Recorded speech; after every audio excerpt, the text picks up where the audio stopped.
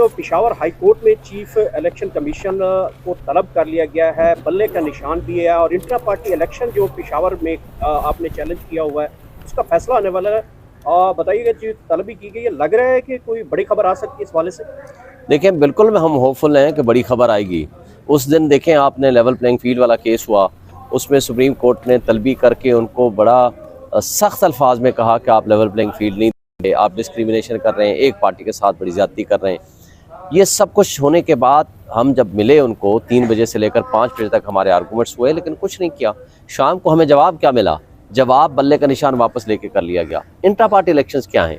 ये एक ऐसा शख्स जो हमारा मेंबर नहीं है, उसका पीटीआई से कोई ताल्लुक़ नहीं है। अगर उन लोगों की पटिशन आपने इंटरटेन करनी है तो मुझे बता दें कितनी 150 के करीब पॉलिटिकल पार्टीज़ हैं। उस दिन जस्टिस अतरमल्ला साहब ने भी पूछा, क्या किसी एक पार्टी के मुताल्लिक भी इंटर पार्टी के मुताल्लिक आपने कोई बात की? नहीं की। और बल्कि आप देखें इनकी फैसिलिटेशन, सहूलतकारी इलेक्शन कमीशन की बदनीयती, एक तहरीक पाकिस्तान तहरीक इस्लाहात एक पार्टी थी, उसको नाम पीटीआई लगा के PTI parliamentarians, Pakistan Tehreek Insaf parliamentarians करके वो परवेज़ खटक के हवाले कर दी गई। बल्कि परवेज़ खटक का कल का जो इंटरव्यू आया है उसने तो जी उन्होंने दावा क्या किया, उन्होंने कहा जी मुझे कहा गया था आप बल्ले का निशान ले लो, मैंने रिफ्यूज़ कर दिया। ये इलेक्शन कमीशन के ऊपर कितना बड़ा इल्ज़ाम है। इसका मतलब है कि इलेक्शन कमीशन बल्ले का निशान लेके लोगों को आफरे करता फिर रहा है। इसके बावजूद कि हमारे खिलाफ फैसला तो परसों आया ना, 3 दिन पहले आया, लेकिन उससे पहले यानी इसका मतलब है कि उनको निशान की आफरें हो रही हैं। तो इससे ज़ाहिर होता है कि वो सिर्फ बदनीयती पे मबनी फैसले करना चाहते हैं।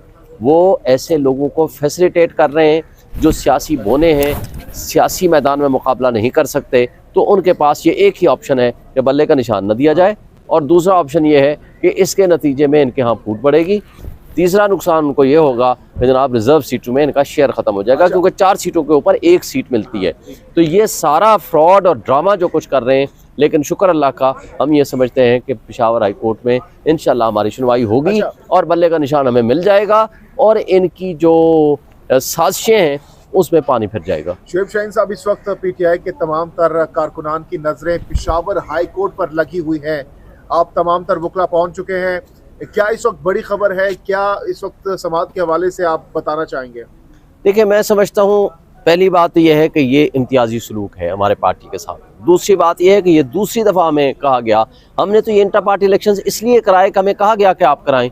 पिछले 2 साल पहले हमारे जो इलेक्शंस हुए हैं उसमें किसी किस्म की कोई कबाहत नहीं थी। उसी तरह के इलेक्शंस हुए हैं तमाम पॉलिटिकल पार्टीज़ के, किसी को कुछ नहीं कहा। बल्कि हमारे यहाँ तो अब इमरान खान साहब के ऊपर किस वोटर का या किस हमारे मेंबर का एतमाद नहीं होगा एज चेयरमैन, तो उन्होंने कहा जी आपकी गलतियां हैं। अच्छा जी, आपके मुताबिक जैसे आपने कहा वैसे हमने दोबारा इलेक्शन करा लिया, अब आप कहते हो इसमें भी गलतियां हैं।